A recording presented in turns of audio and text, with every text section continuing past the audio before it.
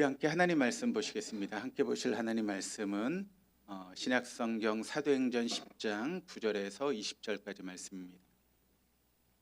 사도행전 10장 9절에서 20절까지 말씀 한 절씩 교독하시겠습니다. 이튿날 그들이 길을 가다가 그 성에 가까이 갔을 그때에 베드로가 기도하려고 지붕에 올라가니 그 시각은 제6시더라.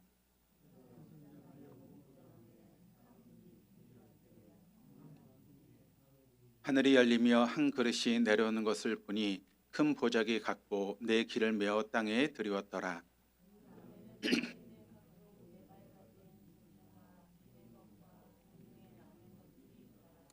또 소리가 있을 때 베드로야 일어나 잡아먹으라 하거늘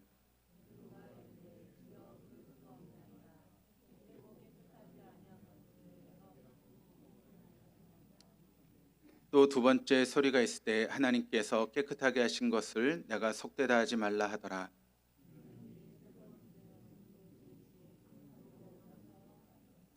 베드로가 본 바 환상이 무슨 뜻인지 속으로 의아해 하더니 마침 고넬료가 보낸 사람들이 시몬의 집을 찾아 문 밖에 서서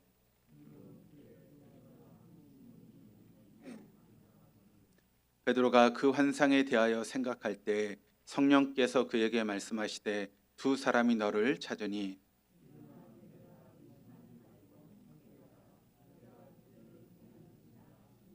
아멘. 할렐루야. 우리 하나님은 날마다 새 일을 행하십니다. 믿으십니까? 날마다 새 일을 행하신 하나님은 특별한 경우를 제하고는 사람을 통해서 일하십니다. 어떤 사람이죠? 영과 진리로 예배하는 사람. 영으로 예배한다라고 하는 것은 성령의 이끄심을 따라 예배하는 것이고, 또 진리로 예배한다라고 하는 것은 진리의 말씀 앞에 우리의 삶을 조정하고 또 그 말씀에 순종하는 것입니다. 오늘도 우리를 이끄시는 그 성령님과 함께 또 선포되는 진리의 말씀 앞에 여러분의 삶을 조정하시고 또 그 말씀에 순종하심으로 하나님께서 지금도 이루시는 새 역사의 주인공으로 저와 여러분 우리 모두가 쓰임받을 수 있기를 주님의 이름으로 축복합니다. 여러분 왜 예수를 믿으십니까? 왜 예수를 믿으시죠? 왜 교회 나오고 계십니까? 옆에 있는 사람이 친하고 너무 좋아서 여러분 나오십니까? 아니면 앞에 있는 목사가 잘생겨서 혹시 교회를 나오십니까? 왜 교회를 나오시죠? 네. 우리가 교회를 나오는 것은 우리 한 사람도 예외 없이 모두 다 죽음을 맞이하기 때문에 우리가 교회에 나오는 것입니다. 그리고 우리가 죽는다라고 하는 것은 죽음으로 끝나는 것이 아니잖아요. 우리가 죽으면 우리의 영혼은 육은 사라지게 되지만 우리의 영혼은 천국 아니면 지옥 둘 중에 하나에 가게 됩니다. 중간지대라고 하는 것은 없습니다. 천국 아니면 지옥 둘 중에 하나입니다. 우리가 이 부분에 대해서 2022년부터 요한계시록에 대한 그런 말씀을 함께 나누면서 그 시간에 말씀을 함께 나누고 또 그 말씀을 통해서 유익한 길잡이가 되는 그런 시간들을 가지게 되었습니다. 그래서 죽음이라고 하는 것이 무엇인지 또 우리가 죽으면 어떻게 되는 것인지에 대한 그런 말씀들을 요한계시록의 말씀을 통해 우리가 함께 나눴죠.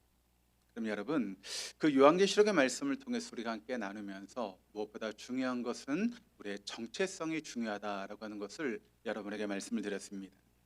여러분 우리가 어떤 사람입니까? 우리의 정체성은 뭐죠? 우리는 하나님의 구원 계획 안에, 우리는 하나님의 소망 안에, 우리는 하나님의 축복 안에, 우리는 하나님의 생명 안에 있는 인사이더다라고 하는 것을 함께 말씀을 통해 나눴습니다. 여러분 이것이 너무나 중요하죠. 우리는 이것을 절대 놓쳐서는 안 됩니다. 하나님 우리의 구원 계획 안에 있는 사람들이다라고 하는 것을 놓치지 말아야 됩니다. 그런데 우리는 자꾸 밖에 있는 사람들을 부러워하지 않습니다. 그 사람들이 우리보다 조금 더 많은 것을 가지고 있다고, 조금보다 많이 배웠다고, 조금 더 높은 자리에 있다라고 해서 그들을 부러워하는 마음들이 우리의 마음 가운데 있는데, 여러분 그들을 부러워할 필요가 전혀 없다라고 말씀드렸죠. 왜 그렇습니까? 그들은 죽으면 다 지옥에 갈 사람들입니다. 그런 사람들을 왜 우리가 부러워합니까? 우리는 하나님의 구원 계획 안에 있어서 죽으면 천국을 가는 그런 사람들인데 죽으면 지옥에 갈 사람들을 부러워할 필요가 없는 것이죠. 우리는 하나님의 분명한 구원 계획 안에서 사명을 붙들고 살아가는 사람들입니다. 그런 사람들의 삶은 심플합니다. 간단합니다. 안으로는 부활 신앙을 가지고 밖으로는 가족 공동체를 이루며 살아가는 그런 심플한 삶을 살아가는 것이 바로 믿는 성도들의 정체성이다라고 하는 것을 우리는 항상 놓치지 말아야 됩니다. 그러므로 이런 사명을 가지고 삶을 살아가실 수 있는 우리 동독의 모든 교우들 다 될 수 있기를 주님의 이름으로 축원합니다.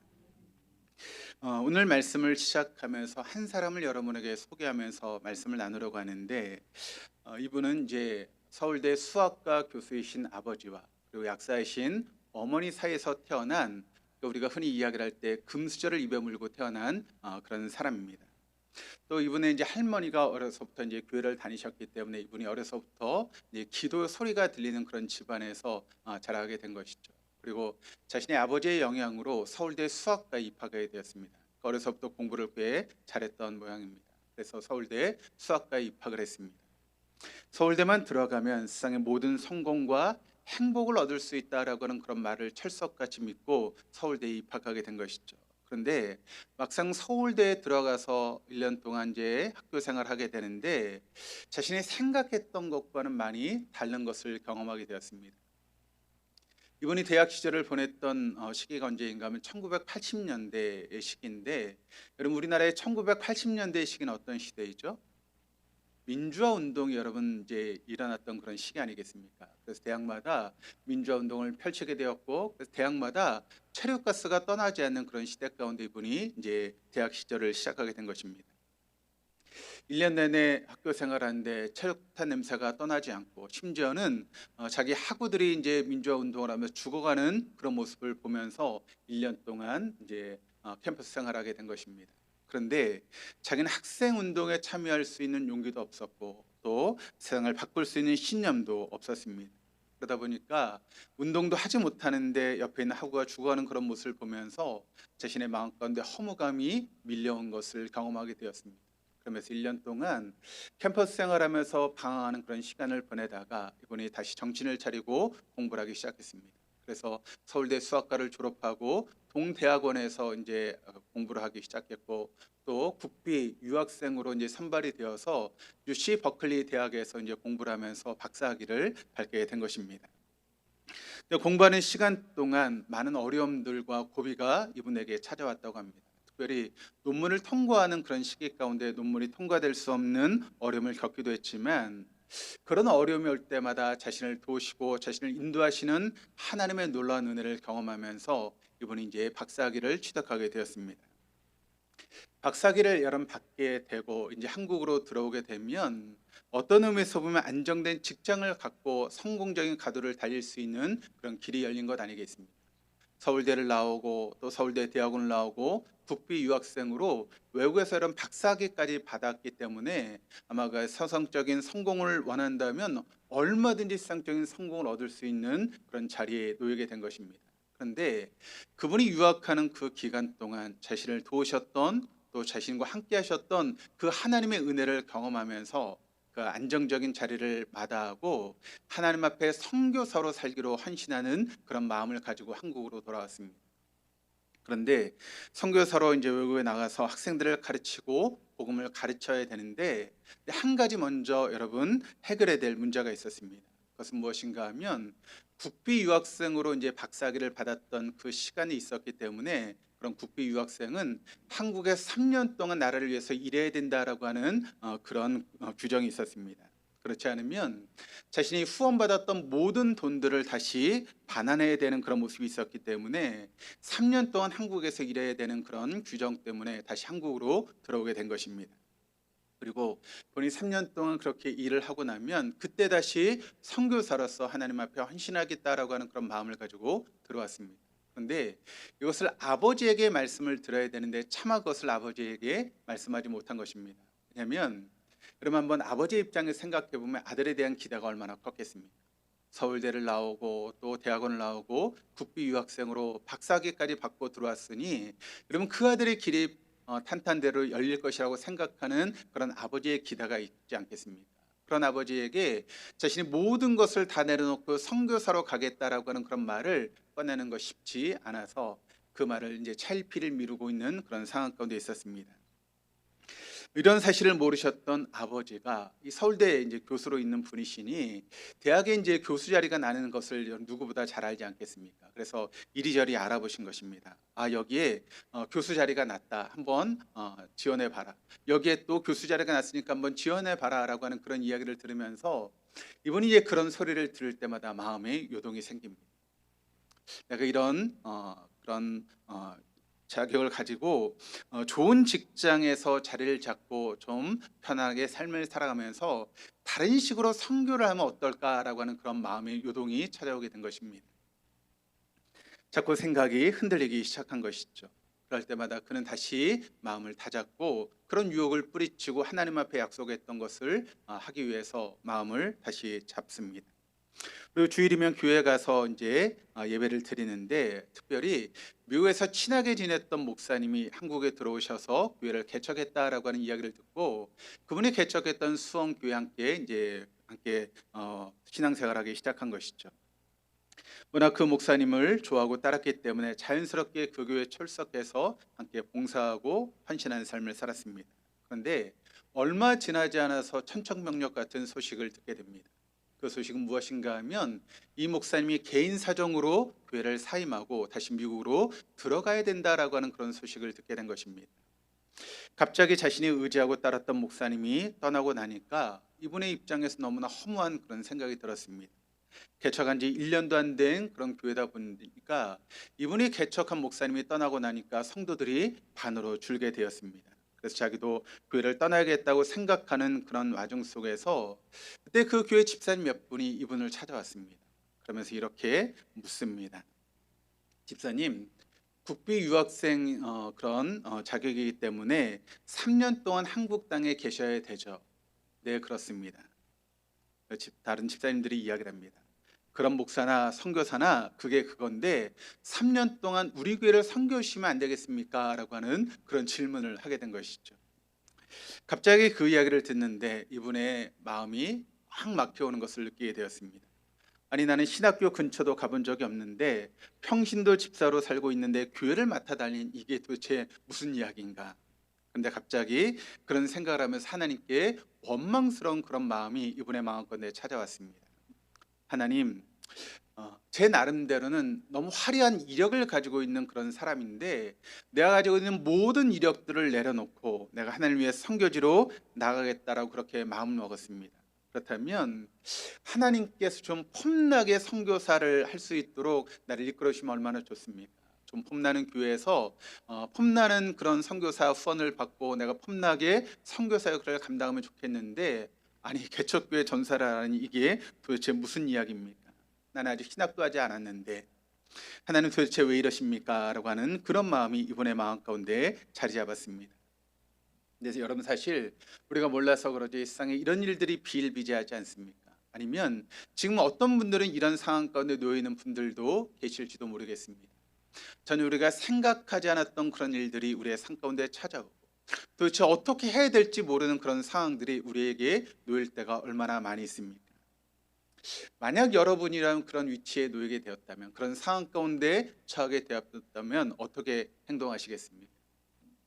서울대를 나오고 국비 유학생으로 박사학위를 받고 어떻게 보면 앞날이 창창하게 열려있는 그런 상황 가운데 내가 그 모든 세상적인 지혜를 내려놓고 하나님 앞에 헌신하기 위해서 선교사로 가려고 마음 먹었는데 갑자기 개척교회 전도사를 하라고 하는 그런 상황이 벌어진다면 여러분 어떻게 하시겠습니까? 그런데 다행히 성경에는 이런 이야기들이 참 많이 나오고 있다라고 하는 것을 우리가 보게 됩니다. 특별히 오늘 본문의 말씀을 통해서 이런 상황 가운데 우리가 어떻게 해야 되는지 함께 답을 찾아보도록 하겠습니다. 오늘 우리가 본문으로 보고 있는 이 사도행전 10장의 말씀은 아마 신앙생활 하신 분들은 낯설지 않은 그런 이야기일 것입니다. 우리가 많이 들어본 그런 이야기죠.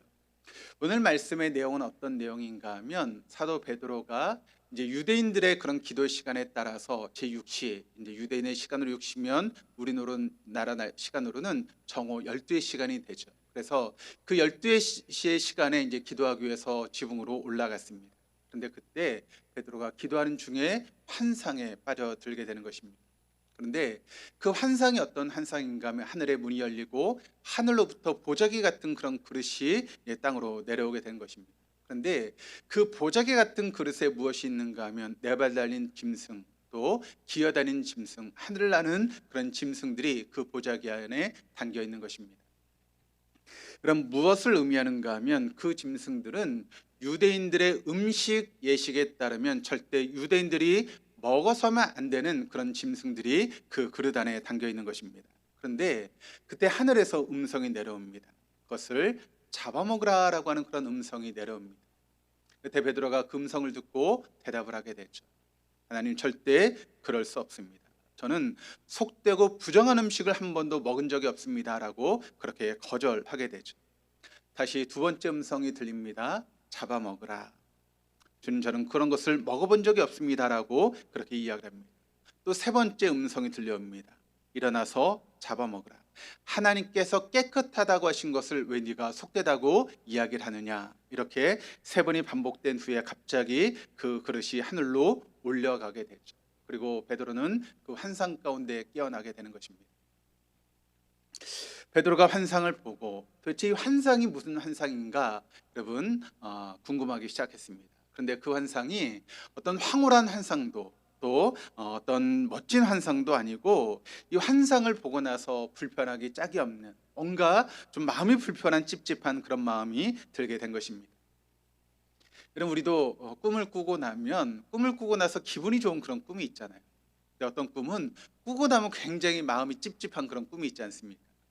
저희 집사람이 가끔 저에 대한 꿈을 꾸는데 꾸고 나면 기분이 안 좋대요. 뭐 때문에 그런지 모르겠는데 그렇답니다. 그런 것처럼 지금 베드로가 환상을 보고 났는데 그 환상이 기분 좋은 환상이 아니라 뭔가 찝찝하고 뭔가 이상한 그런 환상을 보게 된 것입니다. 그런데 그때 밖에서부터 요라는 소리가 들리기 시작하고 바로 베드로를 부르는 그런 음성이 들리기 시작합니다. 그때 생각할 틈도 없이 성령께서 베드로에게 이야기를 합니다. 지금 사람들이 너를 와서 찾고 있는데 주저하지 말고 그들을 따라가라. 그들은 내가 보낸 사람들이다 라고 하는 그런 음성을 듣고 베드로가 그 이야기 가운데 그들과 함께 길을 나서게 되죠. 그래서 생면부지 한 번도 보지 못한 사람들을 따라서 길을 가서 고넬료라고 하는 사람의 집에 가서 고넬료에 대한 이야기를 듣게 됩니다. 베드로는 거기서 지금까지 고넬료에게 어떤 일이 일어났는지에 대한 상세한 이야기를 듣게 되었죠. 그리고 나서 그 이야기를 듣고 나서 베드로가 어떤 생각이 들었는가, 그 생각에 대한 이야기가 사도행전 10장 34절에서 36절까지 말씀을 통해 기록되고 있는데 우리 같이 한번 읽어보도록 하시겠습니다. 베드로가 입을 열어 말하였다. 나는 참으로 하나님께서는 사람을 외모로 가리지 아니하시는 분이시고 하나님을 두려워하며 의를 행하는 사람은 그가 어떤 민족에 속하여 있든지 다 받아주신다는 것을 깨달았다. 하나님께서는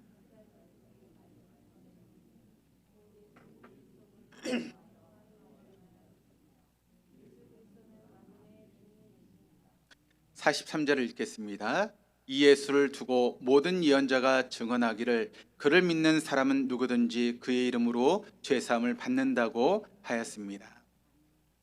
33절의 말씀은 베드로가 고넬료와 이야기하는 그런 장면이고 이제 34절은 베드로가 이야기하는 그런 장면입니다. 그런데 33절과 34절 그 중간에는 기록되지 않은 많은 그런 이야기들이 숨어 있습니다. 사실 고넬료의 이런 이야기를 듣고 베드로는 난처하기 짝이 없었습니다. 왜냐하면 갑자기 일어난 이런 사건들에 대해서 베드로가 어떻게 반응해야 되는가 몰랐기 때문에 그런 것이죠. 우리가 그것을 파악하기 위해서는 이 사건이 어떤 의미가 있는지 앞뒤 문맥을 좀 살펴볼 필요가 있죠. 고넬료를 만나는 사건이 그저 의례적인 일이었다면 그를 만나기 전에 주님께서 이런 환상을 보여주실 필요가 없었습니다. 그저 의례적인 만남이었다면 그냥 만나면 되었기 때문에 그런 것이죠. 그런데 뭔가 특별한 일이 있었기 때문에 지금 베드로에게 이런 환상을 하나님께서 먼저 보여주신 것이죠. 베드로가 본 환상은 앞으로 베드로가 겪게 될 일을 상징적으로 보여주는 그런 환상이었다라고 하는 것을 우리가 알게 됩니다.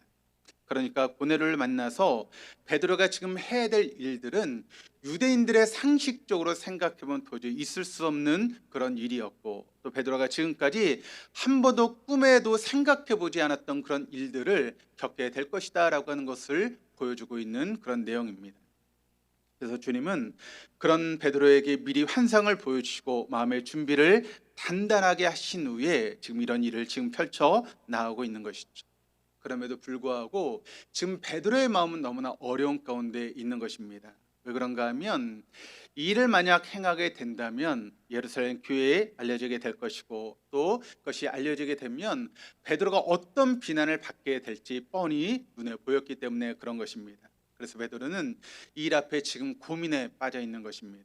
그런데 성령 충만했던 베드로는 자신의 생각이나 사람들의 생각이 아니라 성령께서 이끄신 대로 순종하겠다라고 하는 그런 마음을 베드로가 가지게 되었던 것입니다.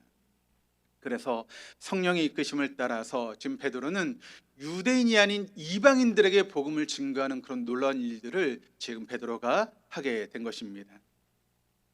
이전에 그런 일들이 없었습니다.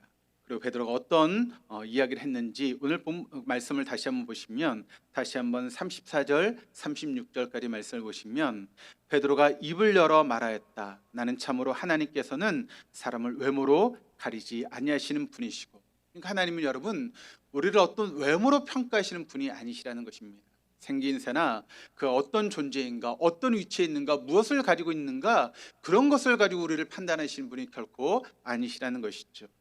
또 하나님을 두려워하며 의를 행하는 사람은 그가 어느 민족에 속하였든지, 그러니까 이 사람이 유대인인지 이방인인지 그것을 상관하지 않으신다는 것이죠. 그래서 모든 것을 다 받아주신다는 것을 깨달았습니다.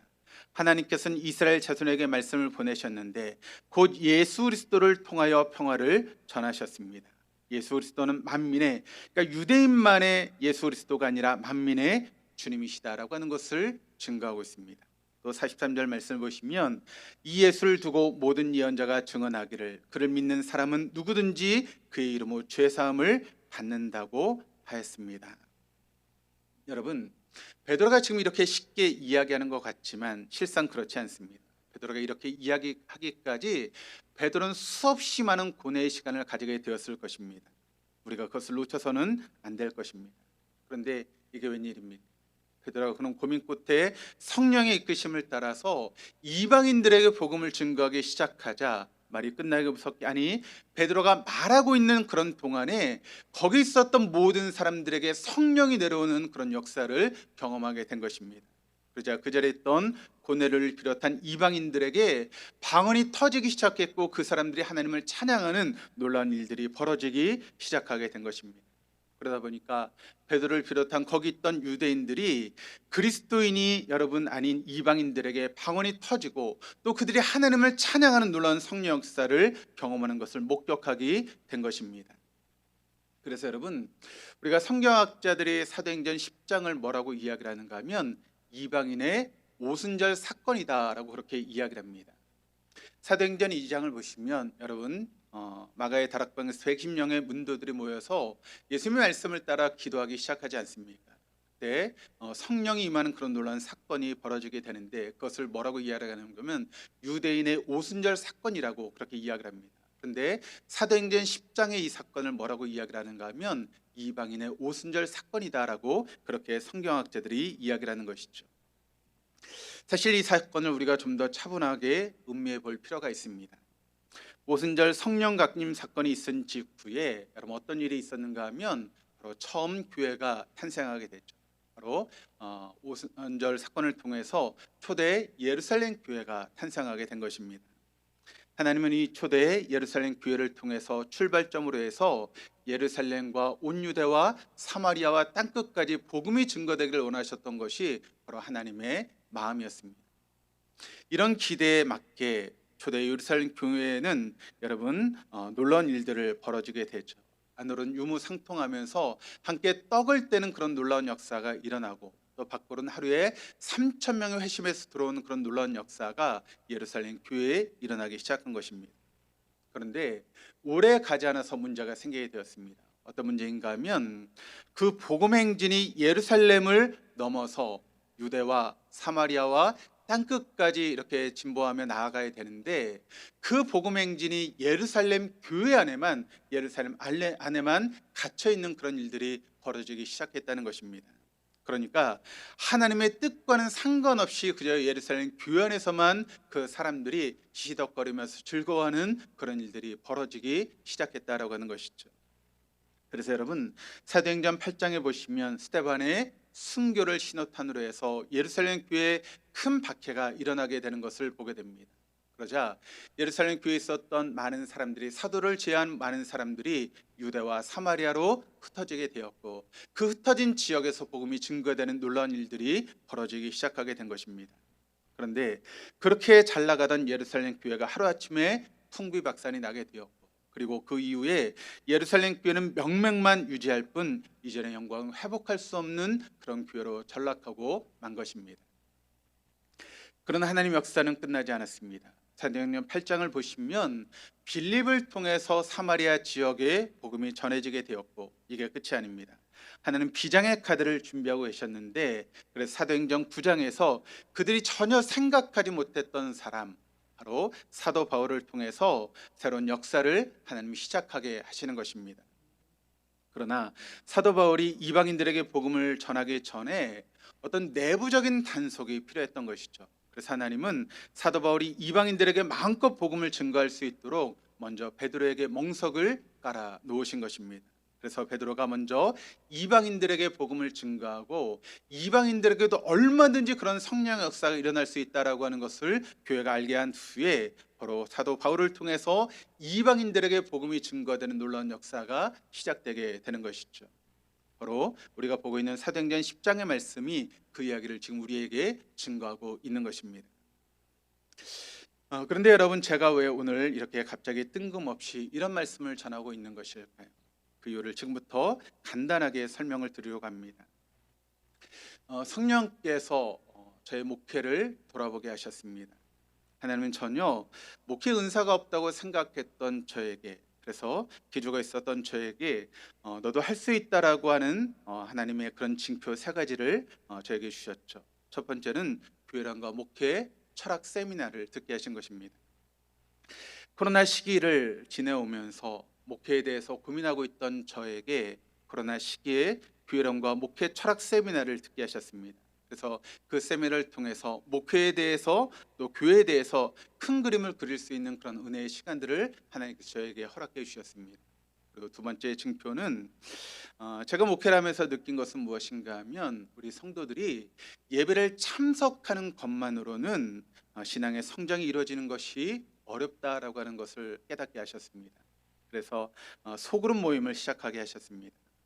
분명한 교회론과 목회 철학을 가지고 있다고 해도 교회 토양이 좋지 못하면 결코 열매를 맺을 수 없다라고 하는 것을 깨닫게 하셨습니다.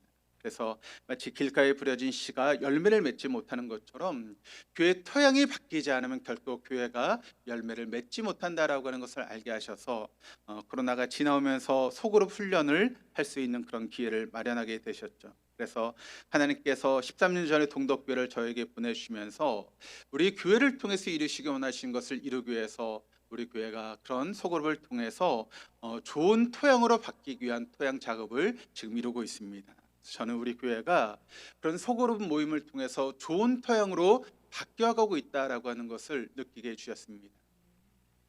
아직 소그룹 모임에 참여하지 못하는 분들이 계시다면 여러분 그 모임에 참여하시기를 바랍니다. 그 안에 누리는 놀라운 은혜를 경험할 수 있는 우리 동도의 교우들 될 수 있기를 주님의 이름으로 축복합니다. 그리고 마지막으로는 우리 교회를 가정교회로 이끌어 주신 것입니다. 우리 목장이 가정교회가 되도록 위해서 지금도 노력하고 있죠. 아직 완벽하게 가정교회를 이룬 것은 아니지만 계속해서 우리 목장이 가정교회를 이룰 수 있도록 계속 노력하려고 하는 그런 마음이 제 마음 가운데 있습니다. 그런데 정말 중요한 것은 그런 시간들을 통해서 하나님께서는 우리 교회가 꼭 붙들어야 될, 아니 우리 교회가 존재하는 이유가 있다라고 하는 것을 깨닫게 하신 것입니다. 여러분, 우리 교회가 붙들어야 될 것은 무엇입니까? 우리 교회가 존재하는 이유는 여러분 무엇이라고 생각하십니까? 그 이유는 바로 영혼 구원하여 제자 삼는 교회를 세우기 위해서 하나님께서 우리 교회를 지금도 이끌고 있다라고 하는 것을 여러분 잊지 마시길 바랍니다. 만약 우리 동덕교회가 영혼 구원하여 제자 삼는 일에 무능한 교회가 된다면 사실 우리 교회는 있을 존재가 없는 것입니다. 그러므로 우리 교회가 존재하고 있다면 영혼 구원하여 제자 삼는 그런 교회를 이루기 위해서 지금도 하나님께서 우리 교회를 이끌어가고 계시다라고 하는 것을 여러분 기억하시기를 바랍니다. 성령님은 동덕교회가 초대 예루살렘 교회가 밖으로 흩어지기 직전에 상황과 똑같다라고 하는 것을 저에게 말씀해 주셨습니다. 여러분, 제가 우리 교회를 바라볼 때 우리끼리는 너무나 좋습니다. 그래서 만나면 마음속 깊은 얘기도 나눌 수 있는 그런 은혜의 시간들이 우리에게 주어지고 있고, 또 서로 눈물을 함께 흘리며 서로의 문제를 가지고 정말 마음을 다해서 기도하는 그런 시간들도 가지고 있습니다. 그런데 항상 모이는 사람들끼리만 모이고 또 새로운 생명이 잉태되지 않는 그런 모습이 있다라고 하는 것을 깨닫게 해주셨습니다. 그래서 어쩌란 말입니까? 성령님은 예수님이 걸으셨던 그 길을 우리가 걷기를 원하십니다. 성령님은 초대교회 믿음의 선배들이 걸었던 그 길을 우리가 걷기를 원하시고 있다라고 하는 것을 여러분 아셔야 됩니다. 여러분, 그게 어떤 길일까요? 우리가 그리고 각 목장마다 지금까지 생각하지 못했던 사람들을 마음에 품으라고 말씀하고 있는 것입니다. 그래서 우리 교회가 추수감사주일에 영혼구원 전도축제를 하려고 하는 이유가 바로 여기에 있는 것입니다. 오늘 본문에 보시면 베드로는 한 번도 이방 사람들을 품어본 적이 없습니다. 그들에게 말씀을 증거한 적도 없고 예수님을 소개한 적이 한 번도 없는 그런 사람이었습니다. 초대 예루살렘 교회도 마찬가지였죠. 결국 그렇게 쓰러져 갈 수밖에 없었던 교회가 바로 예루살렘 교회였습니다. 근데 하나님은 새로운 길을 준비하셨습니다. 안디옥 교회를 베이스 캠프로 해서 사도 바울과 더불어서 그들을 통해서 땅끝까지 복음의 역사가 일어날 수 있도록 준비하시는 모습을 우리가 말씀을 통해 보게 됐죠. 그리고 그런 역사를 통해 우리에게까지 여러분 복음이 증거된 것 아니겠습니까? 우리 교회도 마찬가지입니다. 각자 그리고 목장마다 이번 추수감사주의를 통해서 전도축제를 통해서 지금까지 우리가 생각하지 못했던 그런 사람들을 품을 수 있는 그런 기회를 삼을 수 있기를 주님의 이름으로 축복합니다. 여러분, 그게 누구이겠습니까? 그것이 우리의 가족일 수도 있습니다. 남편일 수도 있고 아내일 수도 있고 우리의 부모님일 수도 있고 우리의 자녀들일 수도 있습니다. 아니면 우리의 직장의 동료일 수도 있고 우리의 이웃일 수도 있습니다. 또 어떤 경우에는 내가 절대 품을 수 없다라고 생각했던 그 사람일 수도 있다라고 하는 것을 오늘 말씀을 통해 우리가 기억했으면 좋겠습니다. 이제부터 우리 각자가 그리고 각종 목장에서 성령께서 이끄시는 대로 그런 사람들을 품고 기도하며 섬겨보라는 것입니다. 이런 일은 나 혼자 결코 할 수 없는 일입니다. 그래서 주님 우리에게 목장 식구들을 붙여 놓으신 것입니다. 그래서 우리 각자가 그런 사람들을 품고 기도하시고 또 안 될 때는 목장의 힘을 빌려서 함께 기도하면서 그 사람들을 품고 기도하면서 그 영혼들을 구원할 수 있는 그런 놀라운 역사가 이번 추수감사주일에 되었으면 좋겠습니다. 여러분, 한번 우리 가정을 돌아보시길 바랍니다. 우리 자녀들 가운데 지금 교회 나오지 않는 자녀들이 얼마나 많이 있습니까? 우리 형제 자매들 가운데 교회 나오지 않는 형제 자매들이 얼마나 많이 있습니까? 우리 부모들 중에 지금 믿음을 가지고 있지 않은 그런 부모들이 얼마나 많이 있습니까? 우리 직장에서 우리 주변에서 얼마나 많은 사람들을 우리가 영혼 구원하여 제자 삼는 그런 일에 우리가 헌신해야 되는지 다시 한번 생각할 수 있는 그런 시간을 하나님께서 우리에게 허락해 주신 줄 믿습니다. 이번 추수감사주일 여러분 마음에 품고 기도하시면서 성령이 이끄시는 대로 그들에게 복음을 증거하시고 그들에게 영혼 구원의 놀라운 역사를 일으킬 수 있도록 기도하시며 준비하시는 우리 동독의 모든 교우들 다 될 수 있기를 주님의 이름으로 축복합니다. 서두에 소개한 사람의 이야기를 하면서 말씀을 마치겠습니다. 교회를 맡아달라고 하는 분들의 그런 이야기를 실망시킬 수 없어서 내가 기도해 보겠다라고 그렇게 그 사람들을 돌려보냈습니다. 그리고 이분이 기도원으로 올라갔습니다. 그리고 그 문제를 가지고 기도하기 시작했죠. 3일째 되던 날에 그분이 하나님께 응답을 얻게 됩니다.